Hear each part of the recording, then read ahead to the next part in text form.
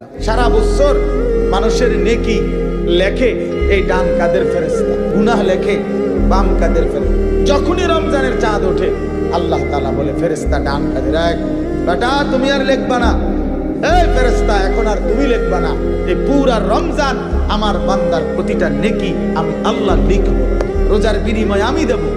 আল্লাহ তাআলা বলে রোজাদার সারা বছর তো আমি হিসাব করে করে নেকি দিছি, রমজান মাসে না আমি নিজেই তোমার, আমি আল্লাহ তোমার হয়ে গেলাম। যা যে তু মেরা তো সব মেরা।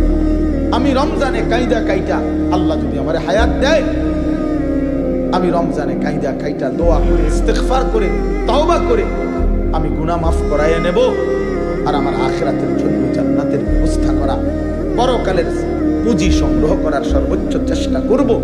এটা একটা সিদ্ধান্ত, একটা শপথ নেওয়া উচিত, শপথ নেওয়া উচিত, তাইলে হবে। হিম্মত ছাড়া কোনো কিছু হয়। একেবারে আদনা থেকে আদনা কাজেরও মানুষ দিলের মধ্যে না করে, এটা একটা সূক্ষ্ম কথা মনে রাখবে। কোনো মানুষ মনে করেন এখন আমি ফেসাব করব, এই কথাটাও মানুষের দিলে আগে আসে, তারপরে সে এটাকে কি করে বাস্তবে পরিণত।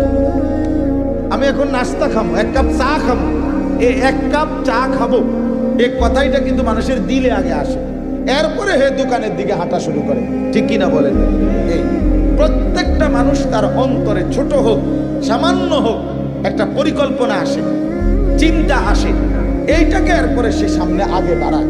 তাহলে আমরাও যদি আমাদের দিলে এই চিন্তাটা আসে যে আসলে আমার কবর, হাসর, আখিরাত, মিজান, ফুলসেরাত দরকার, তাহলে আল্লাহর কসম এই দরকার হইলে অর্জন করার সর্বশ্রেষ্ঠ জায়গা হলো মাহে রমজান।